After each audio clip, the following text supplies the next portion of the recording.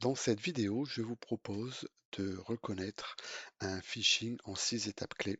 Donc un phishing, qu'est-ce que c'est? C'est un email qui va tenter de vous hameçonner, de vous emmener sur un site contrefait pour vous voler vos identités de connexion, que ce soit votre code utilisateur et votre mot de passe.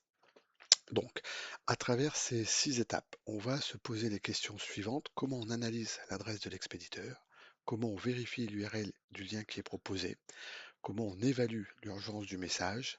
Est-ce qu'il faut bien sûr se méfier des pièces jointes? Surveiller les fautes et les anomalies?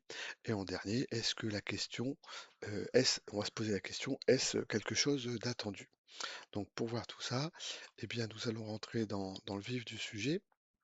Donc la première chose, c'est voilà, je reçois un email avec une urgence, un compte qui va bientôt être bloqué, un mot de passe à changer, un règlement effectué.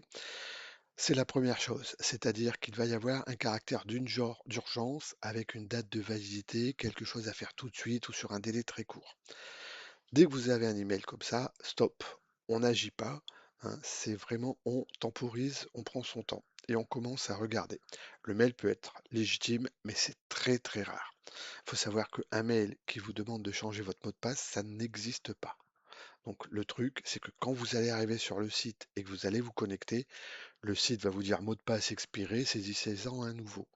Mais vous non, mais les sites n'envoient jamais de mot de passe pour vous demander de le changer parce qu'il sera périmé.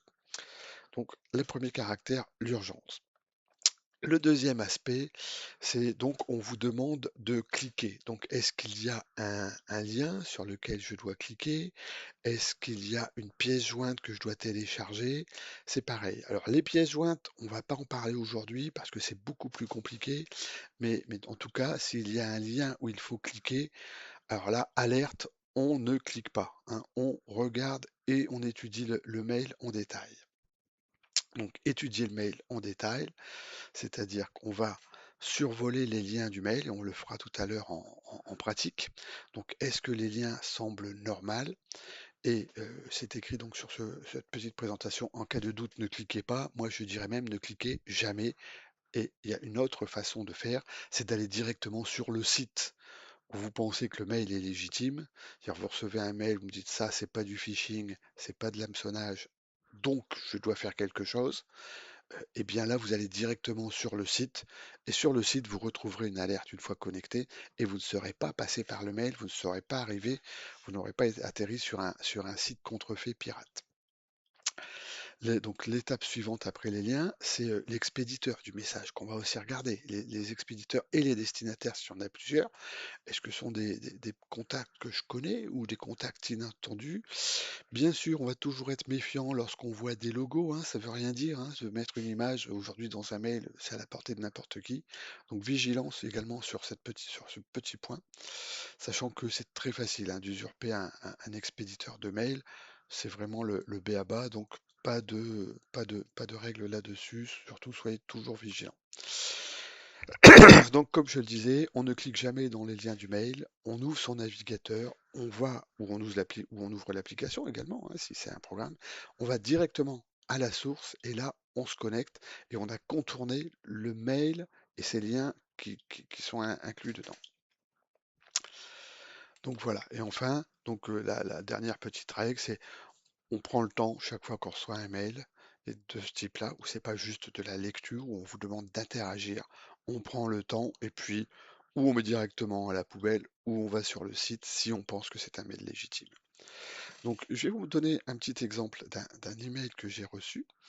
Donc voilà, cet email, c'est écrit sécurisation de votre compte médical, validation. C'est l'assurance maladie. Et on voit ici, nous vous prions de bien vouloir actualiser vos informations avant le 19 avril pour éviter toute restriction d'accès. Donc là, on sent déjà un caractère d'urgence où on me demande de cliquer. Alors si vous voyez, quand je déplace la souris, toute la zone est cliquable. Plat, uniquement le bouton. Et hop, si j'essaie d'emmener l'image, vous voyez que c'est une image complète en fait. C'est pas un texte que je peux sélectionner. Et ça, c'est très vicieux parce que le fait d'avoir l'ensemble d'une image, c'est que même si je voulais prendre un texte, en fait, je clique sur le lien. Alors, vous voyez tout en bas, ici, hein, va apparaître dans la partie basse l'URL du vrai lien. Donc on va regarder tout ce qui, avant le premier slash. Donc avant le premier slash, vous allez avoir un point et trois caractères, .com, .fr ou deux caractères, .net.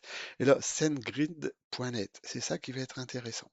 Vous récupérez le premier slash, la première partie.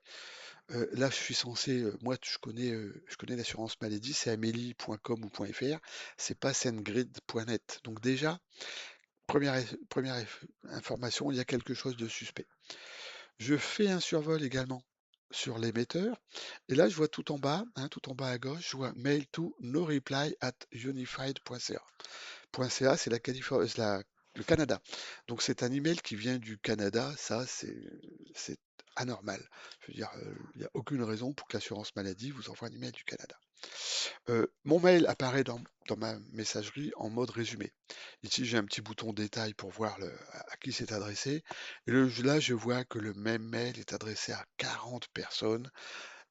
C'est une liste. Alors là, c'est le petit défaut du mail, vraiment là, enfin le gros défaut, on va dire, c'est que j'ai toute une liste d'emails ici. Bon, je ferme pour des raisons de confidentialité.